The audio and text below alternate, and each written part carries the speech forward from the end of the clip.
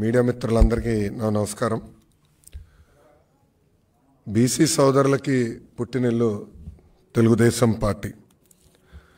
రాజకీయంగా ఆర్థికంగా బీసీ సోదరులకి స్వాతంత్రం వచ్చిందంటే దానికి కారణం తెలుగుదేశం పార్టీ. రాజకీయంగా పెద్ద ఎత్తున ఆనాడు అన్న ఎన్టీఆర్ 1982లో బీసీ సోదరులకి సీట్లు ఇచ్చి గెలిపించి మళ్ళీ కీలకమైన శాఖలు కూడా బీసీ సోదరులకి ఆనాడు ఇస్తాం జరిగింది. తెలుగుదేశం పార్టీ వ్యూహం ఒకటే, బీసీ సోదరులు బలహీన వర్గం కాదు, బలమైన వర్గం అని. స్థానిక సంస్థ ఎన్నికల్లో ఆనాడు అన్న ఎన్టీఆర్ 24% రిజర్వేషన్ ఇస్తే అది 34% చేసిన వ్యక్తి చంద్రబాబు నాయుడు గారు. చంద్రబాబు నాయుడు గారు ముఖ్యమంత్రి ఉన్నప్పుడు బీసీ సప్లాన్ ద్వారా 36,000 కోట్ల రూపాయలు బీసీ సోదరుల సంక్షేమ అభివృద్ధి కోసం ఆనాడు మేము ఖర్చు పెట్టాం. ఇంకో పక్కన కార్పొరేషన్ ద్వారా కూడా 3,000 కోట్ల రూపాయలు ఖర్చు పెట్టి 4,20,000 మందికి ఆనాడు రుణాలు అందించాం. ఆదరణ పథకం కింద 1,000 కోట్ల రూపాయలు మేము ఖర్చు పెట్టాం. బెస్ట్ అవైలబుల్ స్కూల్, విదేశీ విద్య, పీజీ ఫీ రీంబర్స్మెంట్, పెళ్లి కానుక, ఇలా అనేక సంక్షేమ కార్యక్రమాలు 2014 నుంచి 2019 మధ్యన తెలుగుదేశం పార్టీ బీసీ సోదరులకి ఖర్చు పెట్టింది. ఇంకా చేనేత సోదరులకి, కల్లు గీత కార్మికులకి, మత్స్యకారులకి 50 సంవత్సరాలకే పెన్షన్ కూడా ఇచ్చిన ప్రభుత్వం తెలుగుదేశం ప్రభుత్వం. ప్రత్యేకంగా ఆనాడు శాసనసభలో తీర్మానం చేసి కేంద్రంలో కూడా బీసీ సంక్షేమం కోసం ప్రత్యేక మినిస్ట్రీ ఏర్పాటు చేయాలని ఒత్తిడి కూడా తీసుకొచ్చింది తెలుగుదేశం పార్టీ. సో మీరు రాజకీయంగా ఆర్థికంగా పెద్ద ఎత్తున ఆనాడు బీసీ సోదరుల్ని పైకి తీసుకొచ్చాం. 2019 ఎన్నికల్లో తెలుగుదేశం పార్టీ ఓడిపోయినా బీసీ సోదరులను ఉపకులాల వారిగా నాయకత్వాన్ని ప్రోత్సహించేదానికి సాధికార కమిటీలు వేసి వాళ్ళ నాయకత్వాన్ని ఎతికి వాళ్ళకు కూడా ఒక వేదిక ఏర్పాటు చేసింది తెలుగుదేశం పార్టీ. ఈ 2019లో వైకాపా ప్రభుత్వం అధికారంలోకి వచ్చిన తర్వాత పెద్ద ఎత్తున బీసీ సోదరుల్ని ఇబ్బంది పెట్టారు. ఒక మాటలో చెప్పాలంటే అనేక మంది బీసీ సోదరులను కూడా చంపేసింది ప్రభుత్వం. స్థానిక సంస్థ ఎన్నికల్లో 10% రిజర్వేషన్ తగ్గించి 16,000 మంది బీసీలకి అవకాశాలు లేకుండా చేసింది ఈ ప్రభుత్వం. 8,000 ఎకరాలు బీసీ సోదరుల చేతుల్లో ఉన్న అసైన్డ్ భూములను కూడా వెనక్కి తీసుకుంది ఈ ప్రభుత్వం. ఆదరణ పథకం క్యాన్సిల్ చేశారు. గత ప్రభుత్వం తీసుకున్న 10% డిపాజిట్ కూడా తిరిగి ఇవ్వలేదు ఈ ప్రభుత్వం. ఇది నేను చెప్తాం కాదు, లబ్ధిదారులు ఎవరికైతే ఆదరణ పథకం ద్వారా పనిముట్ల అందాల్సి ఉందో వాళ్ళు నేను పాదయాత్ర చేస్తున్నప్పుడు నన్ను కలిసి వాళ్ళు నాకు చెప్పారు. 56 కార్పొరేషన్లు ఏర్పాటు చేసుకున్నామని చెప్తున్నారు. నిధులు లేవు, విధులు లేవు. పాప ఆ కార్పొరేషన్ చైర్పర్సన్కి, డైరెక్టర్లకి జీతాలు ఇచ్చే పరిస్థితిలో ఈ ప్రభుత్వం లేనే లేదు. ఇంకా జియో 217 తీసుకొచ్చి మా మత్స్యకారుల వెనుముక్క కూడా విరగొట్టింది ఈ ప్రభుత్వం. ఇంకా యాప్కో కూడా డిఫంక్ట్ అయిపోయింది. సొసైటీలకి బకాయిలు పెట్టింది ప్రభుత్వం. పట్టు రైతులకి కనీసం సబ్సిడీ కూడా ఇచ్చే పరిస్థితిలో ఈ ప్రభుత్వం లేదు. ఇంకా బీసీ సోదరుల పైన పోరాడుతున్న అంటే బీసీ సోదరుల తరపున పోరాడుతున్న తెలుగుదేశం పార్టీ బీసీ నాయకత్వం పైన కూడా అనేక కేసులు పెట్టారు. వేదికమైన పెద్దలందరిపైన కూడా కేసులు పెట్టారు.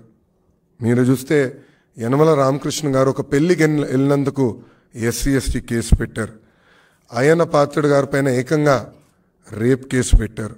ఇంకా కొల్లు రవీంద్ర గారిని, అచ్చెన్నాయుడు గారిని కూడా ఎలా ఇబ్బంది పెట్టారో ఆంధ్ర రాష్ట్ర ప్రజలు, ప్రత్యేకంగా మా బీసీ సోదరులందరూ చూశారు. ఒక మాటలో చెప్పాలంటే బీసీ సోదరుల ద్రోహి ఈ జగన్. అమర్నాథ్ గౌడ్ అన్న కుర్రోడు కేవలం వాళ్ళ అక్కని వైకాపా నాయకుల పిల్లలు ఏడిపిస్తున్నారని ఊరు పెద్దలకి వెళ్ళి చెప్పాడు. అది తెలుసుకున్న తర్వాత అమర్నాథ్ గౌడ్ చదువుకుంటున్న పుస్తకాల నుంచి కాగితాలు చింపి అతని నోట్లో కుక్కేసి బతుకుండగా కాలు చేతులు కట్టి పెట్రోల్ పోసి తగలబెట్టి చంపేసింది ఈ ప్రభుత్వం. ఆ కుటుంబాన్ని కనీసం పరామర్శించేదానికి ఈ ప్రభుత్వానికి మనసు రాల. ముఖ్యమంత్రి గారు వెళ్ళలేదు అక్కడికి. ఇప్పుడు పరిస్థితి ఎలా ఉందంటే ఆ హత్య చేసిన అబ్బాయి ఈరోజు బయట తిరుగుతున్నాడు, ఆ కుటుంబాన్ని వేధిస్తున్నాడు. ఆ అబ్బాయికి బెయిల్ వచ్చిన తర్వాత ఊరిలోకి వెళ్తే ఊరేగింపులో వైకాపా నాయకులు అతని ఇంటికి తీసుకెళ్లారు. ఇది ఒక ఉదాహరణ. ఇలా అనేక ఘటనలు రాష్ట్ర వ్యాప్తంగా బీసీ సోదరులపైన జరిగినాయి. ప్రొద్దుటూరులో మనందరం చూసాం. తెలుగుదేశం పార్టీ పద్మశాలి నాయకుడు నందం సుబ్బయ్య, అతను అక్కడున్న ఎమ్మెల్యే వ్యతిరేకంగా పోరాడినందుకు పిలిచి మరి పొద్దున పూట నరికి చంపేశారు. అసలు ఎలాంటి వాతావరణం సృష్టించారంటే ఆ శవాన్ని చూసేదానికి మనుషులు లేదానికి భయపడ్డారు. కేవలం భార్య అప్రజిత నిలబడింది కనుకనే ఆ కుటుంబం ఈరోజు న్యాయ పోరాటం చేయగలుగుతుంది. ఇలా అనేక ఘటనలు ఆంధ్ర రాష్ట్రంలో జరిగినాయి. ఎక్కడ కానీ ఈ ప్రభుత్వం స్పందించలేదు. శ్రీకాళహస్తి నియోజకవర్గంలో నేను పాదయాత్ర చేస్తుంటే మునిరాజమ్మ అనే రజక మహిళ వచ్చి ఈ ప్రభుత్వం వ్యతిరేకంగా మాట్లాడినందుకు, వాయిస్ ఇచ్చినందుకు అక్కడున్న ఎమ్మెల్యే వెళ్ళి ఆమె షాప్ని ధ్వంసం చేశాడు. చివరికి అతని కాలు పట్టుకుంటే తప్ప నిన్ను నేను క్షమించానని చెప్పే పరిస్థితికి వచ్చాను. అంటే ఎంత అహంకారంగా ఏకపక్షంగా ఈ ప్రభుత్వం ప్రవర్తిస్తుందో ఇవన్నీ ఉదాహరణలు. కళ్ళు గీత కార్మికుల్ని గాలికి వదిలేశారు. గొర్రెలు మేకలు పెంపే మా బీసీ సోదరులకి ఎలాంటి సబ్సిడీలు రావట్లేదు. ఇంకా స్వర్ణకారులు కూడా పడుతున్న ఇబ్బందులు నేను స్వయంగా పాదయాత్రలో తెలుసుకుంటాం జరిగింది. అందుకే తెలుగుదేశం పార్టీ జైహో బీసీ పేరిట ఒక ప్రోగ్రాం పెట్టుకున్నామని నిర్ణయించుకున్నాం. అది ప్రధానంగా జనవరి 4వ తారీఖు నాడు లాంచ్ చేస్తాం. మా జాతీయ అధ్యక్షులు వారు శ్రీ నారా చంద్రబాబు నాయుడు గారి నాయకత్వంలో ఇక్కడ ఒక వర్క్షాప్ ఏర్పాటు చేసుకుని ఇక్కడ నుంచి ఫస్ట్ ఫేజ్ అన్ని పార్లమెంట్లు, నియోజకవర్గాలు, మండలాల వరకు వెళ్ళి మా బీసీ సోదరులకు చైతన్యం తీసుకొచ్చి అదేవిధంగా ఈ ప్రభుత్వం వల్ల వాళ్ళు ఎదుర్కొంటున్న కష్టాలు ఏంటని తెలుసుకుని అది మళ్ళీ పార్టీకి తెలియజేసే విధానం ఏర్పాటు చేసుకుంటాం. ఈ ప్రోగ్రాం అయిన తర్వాత స్టేట్ లెవెల్ అంటే బాబు గారు లాంచ్ చేసిన తర్వాత ఫీల్డ్కి వెళ్తారు. ఫీల్డ్ ప్రోగ్రాం పూర్తయిన తర్వాత స్టేట్ లెవెల్ ఒక సభ పెట్టుకొని బీసీ సోదరులకి ఒక ప్రత్యేకంగా మేనిఫెస్టో కూడా విడుదల చేయాలని తెలుగుదేశం పార్టీ నిర్ణయించింది. సో ఇది ఈ జైహో బీసీ ఎందుకు ఏర్పడింది, దీని వెనకాల ఆలోచన అంతా కూడా పాదయాత్రలో బీసీ సోదరులు ఎదుర్కొన్న ఇబ్బందులు నేరుగా నేను తెలుసుకున్నాను. నేను కలిసిన వాళ్ళే కాదు, నేను తిరగని మండలాల్లో కూడా బీసీ సోదరుల్లో కలవాలి పార్టీ, వాళ్ళ దగ్గర నుంచి వాళ్ళ సమస్యలు తెలుసుకోవాలి. అది మళ్ళీ బీసీ మేనిఫెస్టో రూపంలో అనౌన్స్ చేయాలనేది పార్టీ నిర్ణయం తీసుకుంది. సో ఇప్పుడు మీడియా మిత్రులకి ఏమైనా ప్రశ్న ఉంటే దానికి సమాధానం చెప్పడానికి సిద్ధంగా ఉన్నాం.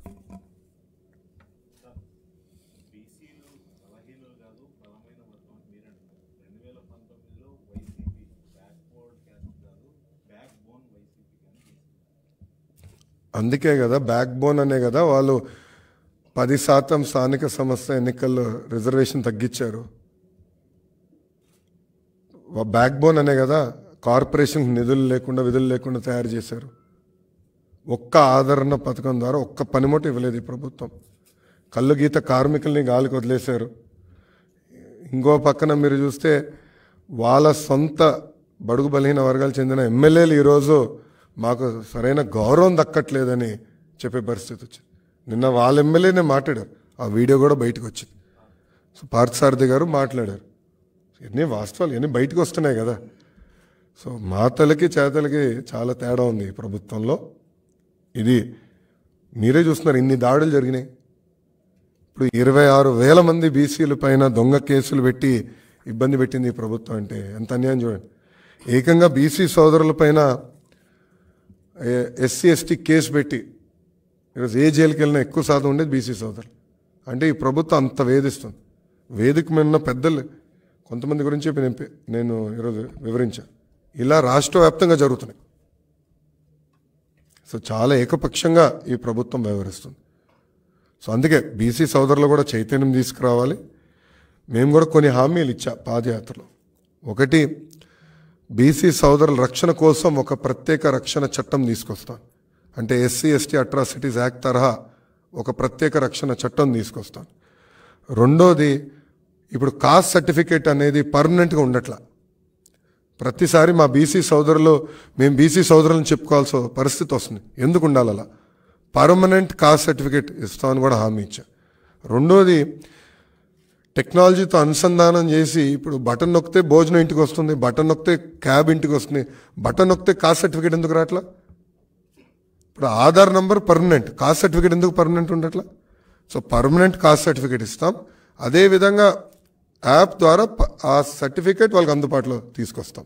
సో ఏ ప్రభుత్వ ఆఫీస్ చుట్టూ తిరగకుండా అది అందజేసే బాధ్యత మేము తీసుకుంటామని చెప్పా. మూడోది, ఉపకులాల వారిగా దామాషా ప్రకారం ఉపకులాల వారిగా నిధులు కేటాయించి ఆ నిధులు స్వయం ఉపాధి ఆ కులాల్లో ఉన్న బీసీ సోదరులకి సంక్షేమం కోసమే ఖర్చు పెడతామని కూడా చెప్తాం జరిగింది. ఇంకా నియోజకవర్గ స్థాయిలో కూడా అక్కడున్న బీసీ సోదరుల దామాషా ప్రకారం కమ్యూనిటీ భవనాలు కూడా ఏర్పాటు చేస్తామని మేము చెప్తాం జరిగింది. ఇంకా విదేశీ విద్య ఆపేసిన బెస్ట్ అవైలబుల్ స్కూల్స్ లాంటి ఈ అద్భుతమైన సంక్షేమ కార్యక్రమాలు మళ్ళీ మేము ప్రారంభిస్తామని చెప్పాం. లాస్ట్ పాయింట్ కూడా, స్థానిక సంస్థల్లో తగ్గించిన 10% రిజర్వేషన్ మళ్ళీ తెలుగుదేశం పార్టీ అధికారంలోకి వచ్చిన తర్వాత బీసీ సోదరులు కల్పిస్తామని కూడా హామీ ఇచ్చాం. సో ఇది పాదయాత్రలో జరిగినప్పుడు నాకు వచ్చిన ఫీడ్బ్యాక్ ప్రకారం పెద్దలతో చర్చించి ఇది మేము ప్రత్యేకంగా హామీ ఇచ్చేసాం. దీనిపైన ఇంకేం చేస్తే బాగుంటుంది, ఎలా చేస్తే బాగుంటుంది అనేది మేము చర్చించి ముందలు తీసుకెళ్తాం. అనా ఈ ప్రోగ్రాం 2 నెలల పాటు జరుగుతుంది.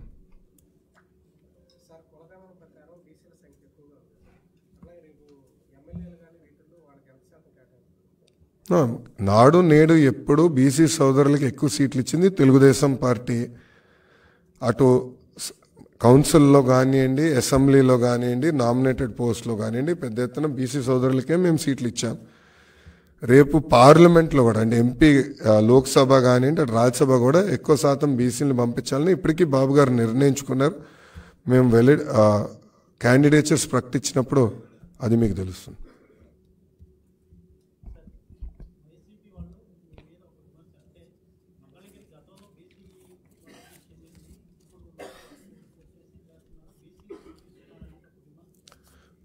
రెండుసార్లు వైకాపా పార్టీ నుంచి మంగళగిరిలో ఎవరు గెలిచారండి? ఆయన పేరేంటండి? ఆల రామకృష్ణారెడ్డి గారు. సో ఇప్పుడు సడన్గా ఓడిపోతున్నామని తెలిసి లేచి ఏదో మ్యాజిక్ చేయాలని ప్రయత్నిస్తే అది ఫెయిల్ అవుతుంది. వాళ్ళ పార్టీ 2 సార్లు ఇచ్చింది కదండి. ఆల రామకృష్ణారెడ్డి గారికి 2 సార్లు టికెట్ ఇచ్చింది కదా, 2014, 2019లో. మళ్ళీ నైతిక హక్కు వాళ్ళకి ఎక్కడుంటుందండి? రెండోది, వాళ్ళు ఇప్పుడు ఏం చేస్తున్నారు? ఓడిపోయే సీట్లన్నీ ఇస్తున్నారు బీసీ సోదరులు, గెలిచే సీట్లంతా వాళ్ళ ఒక్క సామాజిక వర్గం ఇచ్చుకుంటున్నారు. అది కరెక్టా? అడుగుతున్నా.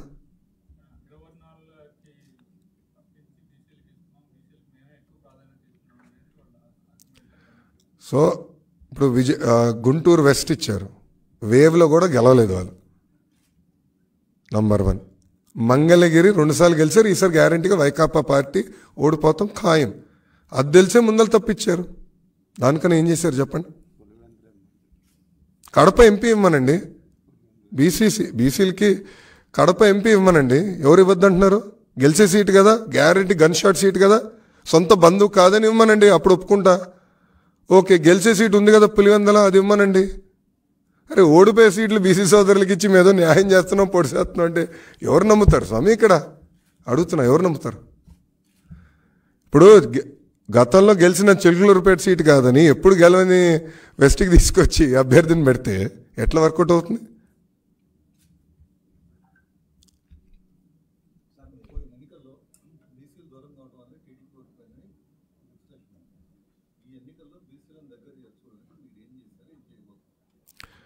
మీరు చూస్తే ప్రధానంగా బీసీ సోదరులకి ఇప్పటికీ పాదయాత్ర ద్వారా వాళ్ళు ఎదుర్కొంటున్న సమస్యలు తెలుసుకుని నేను కొన్ని హామీలు ఇస్తాం జరిగింది. ఆ హామీలకు ఇప్పటికి కట్టుబడి ఉన్నాం. ఒక ఉదాహరణ, బీసీ సోదరులకి మత్స్యకారుల సోదరులకి 217 జియో తెలుగుదేశం పార్టీ అధికారంలోకి వచ్చిన మొదటి 100 రోజుల్లో మేము రద్దు చేస్తానని కూడా చెప్పాం. సో చాలా స్పష్టంగా ఉపకులాల వారిగా వాళ్ళు ఎదుర్కొంటున్న సమస్యలు ఏంటి, రేపు మన ప్రభుత్వం ఏర్పడిన తర్వాత ఎలా అమలు చేస్తామని కూడా చాలా స్పష్టంగా చెప్తాం జరుగుతుంది. ఇంకో పక్కన 54 ఉపకులాల వారికి 54 కమిటీలు, సాధికార కమిటీలు మేము గతంలోనే వేసాం. ఉపకులాల వారిగా నాయకత్వాన్ని మేము ప్రోత్సహించాం. వాళ్ళు కూడా ఆయా ఉపకులాల వారిగా మీటింగ్లు పెట్టుకున్నారు, వాళ్ళు కొన్ని వివరాలు సేకరించారు. అవి కూడా రేపు మేనిఫెస్టో ప్రకటించినప్పుడు దాంట్లో మేము పెడతాం.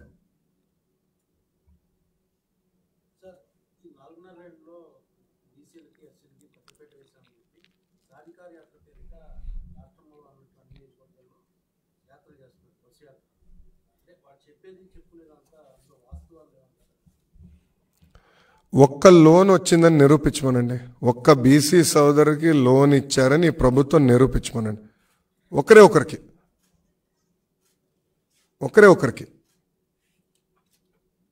లోన్ ఎక్కడ ఇవ్వరు, పనిముట్లు ఇవ్వరు. తరతరాలుగా మత్స్యకారుల చేతుల్లో ఉన్న ట్యాంకులు తీసుకెళ్లి పెత్తందారుల చేతులకు ఇస్తారు. ఇంకా బీసీ సోదరులకు న్యాయం చేసిన ఎట్లా పేర్కొంటుంది ప్రభుత్వం? ఇంకో పక్కనే దళితుల గురించి మనం మాట్లాడుతున్నాం. ఎప్పుడు లేని విధంగా దళితులపై ఇన్ని దాడులు జరుగుతుంటే కనీసం ఒక్కసారి నోరిప్పాడా ఈ ముఖ్యమంత్రి? డాక్టర్ సుధాకర్ ఏమైంది? అనిత రాణి గారు ఏమయ్యారు? ఓం ప్రతాప్, కిషోర్, మహేంద్ర, ఇట్లా అనేక మంది దళితులపైన ప్రభుత్వం దాడి చేస్తే ఏమైంది ప్రభుత్వం? అరే, దళిత హోంమంత్రి గారు ఆమె సొంత నియోజకవర్గంలో దళితుల్ని కాపాడలేకపోతుంది. ఆమె సొంత నియోజకవర్గంలో దళితులపైన దాడి జరుగుతుంటే ఆమె కాపాడలేకపోతుంది. ఇంకా బీసీలకు న్యాయం చేసిన ఎట్లా ఒప్పుకుంటామండి? దళితులకు న్యాయం చేసిన ఎట్లా ఒప్పుకుంటాం? సో బస్సు వేసుకుని తిరిగినంత మాత్రాన తప్పు ఒప్పదు కదా.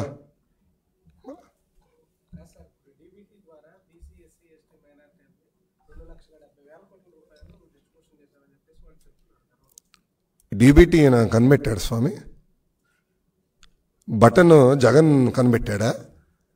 2009 ఎన్నికల మేనిఫెస్టోలో ఆనాడు తెలుగుదేశం పార్టీ డీబీటీ ప్రకటించింది. అది 2014లో మేము అమలు చేశాం. ఇప్పుడు బీసీ కార్పొరేషన్ ఎందుకు ఏర్పాటు చేస్తామండి? బీసీ సోదరుల్ని పేదరికం నుంచి శాశ్వతంగా బయటికి తీసుకొచ్చేదానికే సంక్షేమ కార్యక్రమాలు చేస్తాం, స్వయం ఉపాధి కల్పిస్తాం. సో సబ్సిడీ ద్వారా లోన్లు అందజేస్తాం, పనిముట్లు అందజేస్తాం. అది మా ఎజెండా. అది ప్రభుత్వం ఎక్కడ చేసింది నాకు చెప్పమనండి. అంటే రొటీన్గా ఇచ్చే పెన్షన్లు, అరకొర ఇచ్చే స్కూల్ ఫీ రీంబర్స్మెంటు, అర్ధ వడ్డీ, ఇవన్నీ దాంట్లో రాసేసుకుని బీసీలకి మేము న్యాయం చేసామంటే ఇది ఎంతవరకు కరెక్ట్?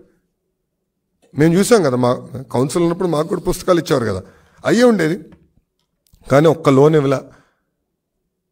అంతెందుకు దళితులకు అయితే దళితులకు రావాల్సిన 27 సంక్షేమ కార్యక్రమాలు రద్దు చేసింది ఈ ప్రభుత్వం. దాని గురించి మాట్లాడమందాం. బీసీ సోదరులకు ఎందుకు విదేశీ విద్య కట్ చేసింది? పీజీ ఫీ రీంబర్స్మెంట్ ఎందుకు కట్ చేసింది? బెస్ట్ అవైలబుల్ స్కూల్ ఎందుకు కట్ చేసింది? కనీసం ఆంధ్ర రాష్ట్రంలో ఒక్క కమ్యూనిటీ భవనం కూడా పూర్తి చేయలేదండి. 80% పనులు తెలుగుదేశం పార్టీ అధికారంలో ఉన్నప్పుడు పూర్తి చేశాం. మిగిలిన 20% పనులు కూడా పూర్తి చేయలేదు ప్రభుత్వం.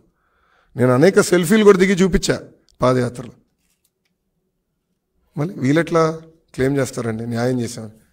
అది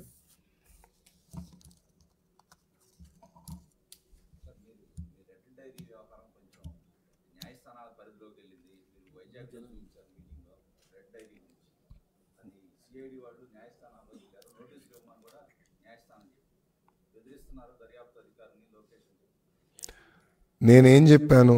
ఏ అధికారులైతే చట్టాన్ని ఉల్లంఘించి మా కార్యకర్తల్ని నాయకుల్ని ఇబ్బంది పెట్టారో వాళ్ళ పేరు నేను రాసుకున్నాను. నంబర్ 1, వాళ్ళపైన రేపు జ్యుడిషియల్ ఎంక్వైరీ చేస్తాం, వాళ్ళని సర్వీస్ నుంచి డిస్మిస్ చేస్తాం, న్యాయబద్ధమైన చర్యలు తీసుకుంటాం. ఇది మేము చెప్పా. ఓకే, సో ఎక్కడ నేను చట్టాన్ని ఉల్లంఘించా, రాజ్యాంగాన్ని ఉల్లంఘించా? నేను సూటిగా అడుగుతున్నా. అంటే తప్పు చేసిన వాళ్ళు తప్పు చేయలేదని నేను ఒప్పుకోవాలండి.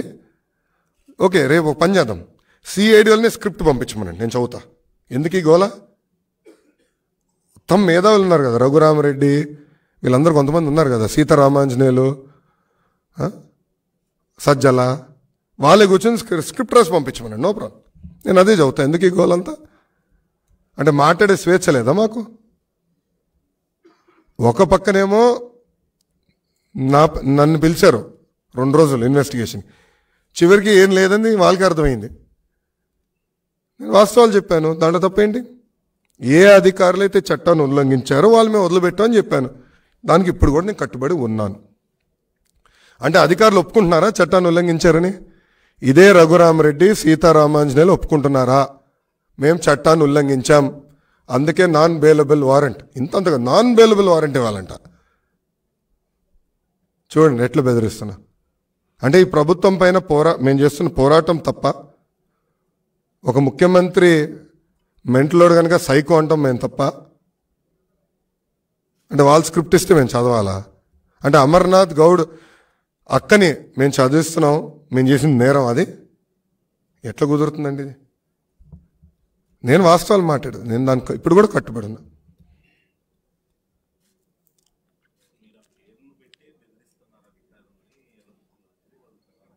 ఎర్ర బుక్లో ఎవరి పేర్లున్నాయని వాళ్ళకి తెలుసండి. అంటే వాళ్ళు చట్టం ఉల్లంఘించారని రఘురామరెడ్డి, సీతారామాంజనేయులు ఒప్పుకుంటున్నారా?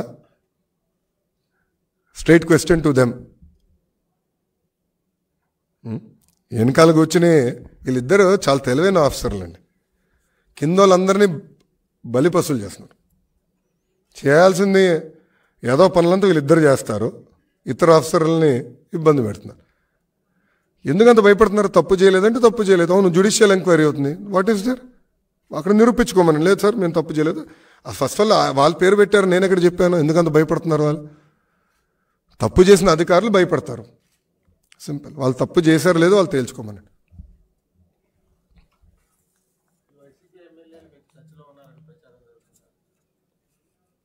మీరే ప్రచారం చేస్తున్నారండి, మీరే ప్రచారం చేస్తున్నారు. నేను ఎక్కడ ప్రచారం చేయలేదు, నేను ఎక్కడ చెప్పలేదు, నేను ఎవరిని కలవలేదు, నేను ఎవరిని కలవలేదు, నేను ఎవరితో మాట్లాడలేదు, నా దృష్టికి అయితే రాలేదు. I'm not aware of it.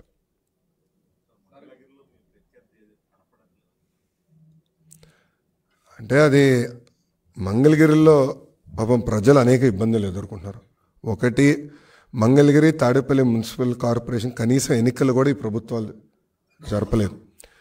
So అటు పక్కన అది జరగలేదు. ఎమ్మెల్యే గారేమో ఇప్పుడు ఇంకా ఈ పార్టీ ఉండదని ఆయన డిసైడ్ అయిపోయి ఆయన కూడా వదిలేశారు. దానివల్ల తీవ్రంగా ఇబ్బంది పడేది ప్రజలు, మా మంగళగిరి ప్రజలు. సో ఇంకా 3 నెలలే కదా ఈ ప్రభుత్వం టైం, డెడ్ లైన్ దగ్గర పడుతుంది. ప్రభుత్వం ఇంటికి వెళ్తాం ఖాయం. తప్పనిసరిగా మళ్ళీ గతంలో ఏదైతే హామీలు మంగళగిరికి ఇచ్చిందో దానికి నేను కట్టుబడిన మంగళగిరిని అభివృద్ధి చేస్తా.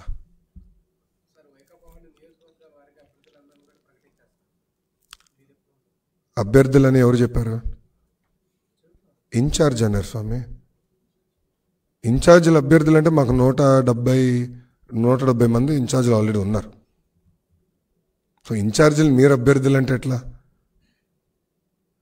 ఇంకో మాట అడుగుతున్నా. ఇప్పుడు ఒకటి ఇంట్లో చెత్త ఉందండి, ఇప్పుడు నా ఇంట్లో చెత్త ఉంది, ఆ చెత్త తీసుకుని వేరే ఇంటి, మా పక్కన ఇంటి ముందు వేస్తే అది బంగారం అవుదు కదా స్వామి. ఇప్పుడు ముఖ్యమంత్రి గారే స్వయంగా వాళ్ళ మంత్రి గారు చిలకలూరుపేటలో చెత్త అని తేల్చేశాడు. మంత్రి గారే చెత్త అన్నాడు, అంతే కదా అని అర్థం. ఆమెను తీసుకెళ్ళి గుంటూరు వెస్ట్లో వేస్తే బంగారం అవుతుంది కదా. అంటే అక్కడ చేసిన తప్పులు ఇక్కడికి వస్తే ప్రజలు గుర్తుండదా? ప్రజలు గమనించారా? అంత అద్భుతమైన అభివృద్ధి, అంత అద్భుతమైన క్యాండిడేట్ అయితే అక్కడనే పెట్టాలి కదా, చిలుకలూరులో పెట్టి గెలిపించుకోవాలి కదా. అంత బాగా చేస్తుంటే ప్రభుత్వానికి అంత వే ఉంటే వై నాట్ 175 అంటే అక్కడనే పెట్టుకోవాలి కదండి. అక్కడిని తీసుకొచ్చి ఇక్కడ వేస్తే అది ఎట్ట కుదురుతుంది? సో ఒకరి చెత్త ఇంకొకరి ఇంటి ముందు వేస్తే బంగారం కానే కాదు, చెత్త చెత్తే.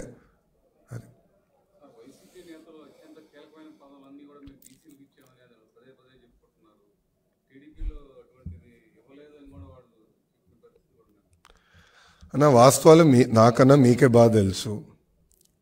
శాసనసభలో కానీ శాసన మండలిలో కానీ అటు పక్కన పార్లమెంట్ లోక్సభ రాజ్యసభలో కూడా పెద్ద ఎత్తున బీసీలని ప్రోత్సహించింది తెలుగుదేశం పార్టీ. టీటీడీ చైర్పర్సన్ చేసింది బీసీలకే ఇచ్చింది తెలుగుదేశం పార్టీ. తుడా చైర్పర్సన్ చేసింది తెలుగుదేశం పార్టీ. అనేక కీలకమైన పదవులు మేము బీసీ సోదరులకే ఇచ్చాం. ఇప్పుడు టీటీడీ చైర్పర్సన్ ఎవరో నాకన్నా మీకే బాగా తెలుసు. 2 టర్మ్స్ ఏ సామాజిక వర్గానికి ఇచ్చారో నాకన్నా మీకే బాగా తెలుసు. ఈ వాస్తవాలను చర్చించడానికి మేము అందరం సిద్ధంగా ఉన్నాం, ఎప్పుడో చెప్పా. నిన్న మన కొల్లు రవీంద్ర గారు కూడా ఛాలెంజ్ చేశారు మంత్రి గారు. మిమ్మల్ని మంత్రి గారు ఎందుకు రాలా అడుగుతున్నా, మంత్రిని ఎందుకు రాలా? పాపం అంగన్వాడీ వాళ్ళు వాళ్ళని గైరవ్ చేశారు, అందుకే భయపడిపోయాడు బయటకు వచ్చేదాన్ని. ఇంట్లో పడుకున్నాడు మంత్రి. అది పరిస్థితి.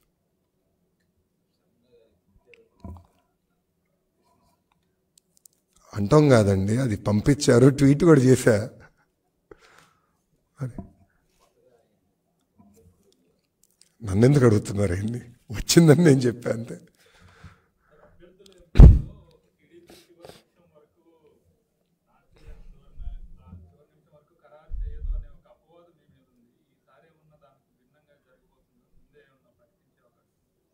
జనరల్గా ఒక పార్టీ, తెలుగుదేశం పార్టీ కోడ్ అంటే ఎలక్షన్స్ షెడ్యూల్ అనౌన్స్ చేసిన తర్వాత అభ్యర్థులను అనౌన్స్ చేస్తాం జరుగుతుంది.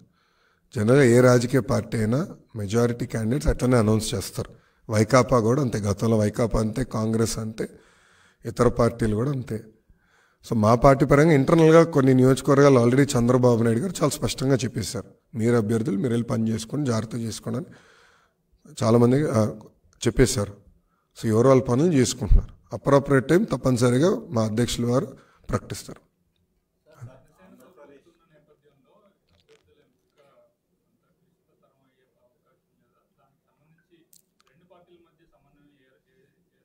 అద్భుతంగా ఉంది కదా, మీరే కంగారు పడుతున్నట్టున్నారు. మీడియా మిత్రులే కంగారు పడుతున్నారు, మాకు సమన్వయం లేదని మీరెట్లా తేల్చుతారు? మేము కలిసి పని చేస్తున్నాం, ప్రోగ్రాములు చేసుకున్నాం, యాక్టివిటీ జరుగుతుంది. బాబు షూరిటీ భవిష్యత్ గ్యారంటీలో అటు జనసేన వాళ్ళు ఇటు తెలుగుదేశం వాళ్ళు కలిసి తిరుగుతున్నారు. ఎక్కడ గొడవలు లేవు. ఎందుకు భయపడాల్సిన అవసరం ఉంది? సమన్వయం లేదని మీరెట చెప్తారు? అది పండగ తర్వాత అనౌన్స్ చేస్తారండి.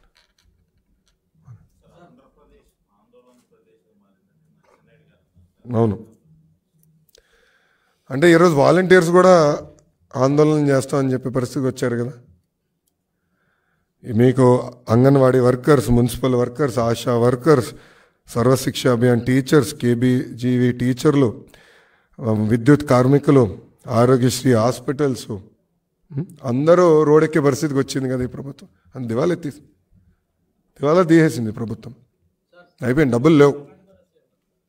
నేను చాలా స్పష్టంగా అంగన్వాడీ వర్కర్స్ ఏం కలిసినప్పుడు చెప్పా, మీరు న్యాయబద్ధమైన డిమాండ్లన్నీ తప్పనిసరిగా మన ప్రభుత్వ అధికారంలోకి వచ్చిన తర్వాత మేము అమలు చేస్తామని చెప్పాం. మీరు చూస్తే వాళ్ళు నన్ను అడిగారు మేనిఫెస్టోలో పెడితే బాగుంటుందని. వాళ్ళకి ఒకటే చెప్పా, మేనిఫెస్టో మేము చాలా స్పష్టంగా సూపర్ 6 అనుకున్నాం. ఒక 2-3 జనసేన వాళ్ళు ఇచ్చింది మేము దాంట్లో పొందుపరుస్తాం, అంతవరకే తప్ప అదనంగా చేయట్లేదు ఈసారి. కానీ గతంలో అంగన్వాడీ టీచర్లు జీతం పెంచుతామని తెలుగుదేశం పార్టీ మేనిఫెస్టోలో పెట్టలేదు, అయినా కూడా వాళ్ళ జీతం పెంచాం. సో 2014 నుంచి 2019 వరకు నేను ఎవరు గురించి అయితే నేను మాట్లాడాను, వాళ్ళందరి జీతాలు పెంచింది తెలుగుదేశం ప్రభుత్వం. అదేవిధంగా రేపు అధికారంలోకి వచ్చిన తర్వాత తప్పనిసరిగా వాళ్ళని ఆదుకుంటామని నేనే స్వయంగా వాళ్ళని కలిసి హామీ ఇస్తాం జరిగింది.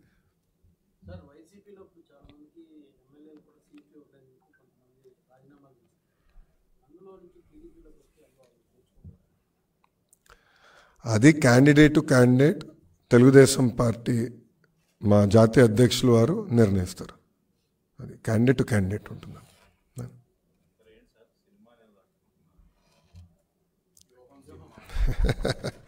మాకు కూడా ప్రతివ్యూహం ఉంటుంది కదా. అంటే ఇదొక కొత్త ఫ్యాషన్గా మొదలైందండి. కరెక్ట్గా ఎన్నికల ముందల ప్రతిపక్ష పార్టీలపైన బురద చల్లుతాం, ఉంది లేనట్టు చూపిస్తాం, సినిమాలు వేస్తాం. ఇది చూస్తే ఈ సినిమాకి అయ్యే బడ్జెట్ మొత్తం ఏకంగా సైకో జగన్ నుంచి వస్తుంది, ప్రతి రూపాయి వస్తుంది. ఇప్పటికీ ప్రొడ్యూసర్ గారు, డైరెక్టర్ గారు ఐ థింక్ 2-3 సార్లు కలిసినట్టున్నారు జగన్. నిన్న మీరు చూస్తే ఆయన తరపున, అంటే రామ్ గోపాల్ వర్మ గారి తరపున పోరాడిన, న్యాయ పోరాటం చేస్తున్న లాయర్ నిరంజన్ రెడ్డి గారు. ఆయన ఎవరండి? వైకాపా రాజ్యసభ సభ్యుడు. సో తెలంగాణ హైకోర్టులో, లోకల్ కోర్టులో నిరంజన్ రెడ్డి వెళ్ళి ఆయన రామ్ గోపాల్ వర్మ తరపున పోరాడుతున్నాడు, న్యాయ పోరాటం చేస్తున్నాడు అంటే దాని అర్థం ఏంటి? దీని వెనకాల ఎవరున్నట్టు? ప్రభుత్వం. ఎస్, మాకున్న రైట్స్, రాజ్యాంగం మాకు రైట్స్ ఇచ్చింది, అది మేము కాపాడాలని కోర్టుని ఆశ్రయించాం. నిజంగానే సినిమా తీయాలంటే హూ కిల్డ్ బాబాయ్ తీయచ్చు, కోడి కత్తి పైన తీయచ్చు, ప్యాలెస్లో జరుగుతున్న అవినీతి పైన తీయచ్చు, లేదంటే ప్యాలెస్ కుట్రల పైన తీయచ్చు. అది చేయకుండా లేనిది ఉన్నట్టు చూపిస్తే తప్పనిసరిగా మేము పోరాడతాం. మాకు రాజ్యాంగం కొన్ని హక్కులు కల్పించింది, ఆ హక్కుల్నే కాపాడాల్సిన బాధ్యత కోర్టుల పైన కూడా ఉన్నాయి.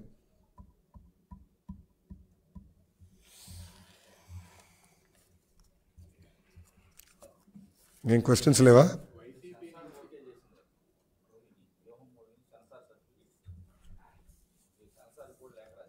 నేను సెన్సార్ బోర్డు స్టేట్కి రాశాను, సెంట్రల్ సెన్సార్ బోర్డు కూడా రాశాను, కానీ వాళ్ళు మేము రాసింది పట్టించుకోలేదు. అందుకే మేము కోర్టుని ఆశ్రయించాం. జనవరి 11 వరకు మళ్ళీ స్టే చేశారు, 11th మళ్ళీ వింటానని కోర్టు చెప్పింది. ఈ లోపల వీళ్ళు ఏం చేస్తారో చేయండి, we are ready for it, will face it.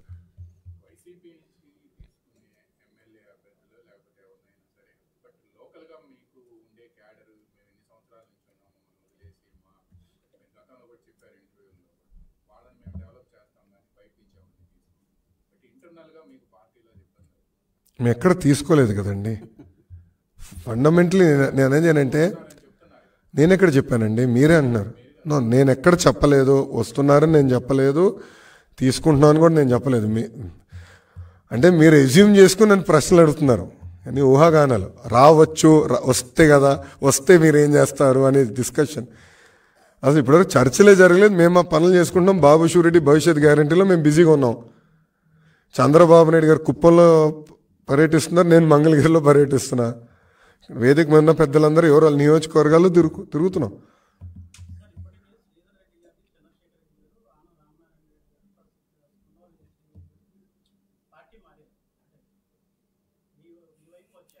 పార్టీలో చేరారు. ఎస్, దాంట్లో ఇన్ఛార్జిగా ఇచ్చింది ఒకరికి, వాళ్ళు పని చేసుకుంటున్నారు, తర్వాత అక్కడ సమన్వయంతో పని చేసుకుంటున్నారు. There is no issue. కార్యకర్తలకు ఇబ్బంది లేదు, నాయకులకి ఇబ్బంది లేదు. అది క్లారిటీ. అది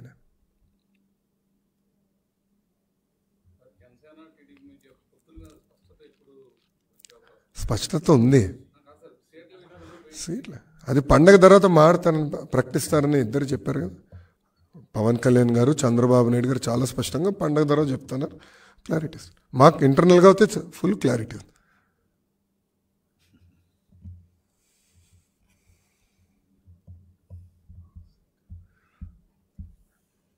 మా టీవీ నేను ఎన్టీవీ రాలేదు ఈరోజు. అది వచ్చాడు సార్, ఇద్దరు పక్కన.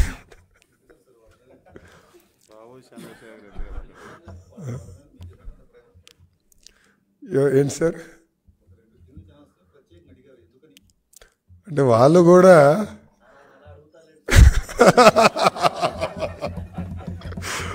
వద్దంటావా దానికైనా?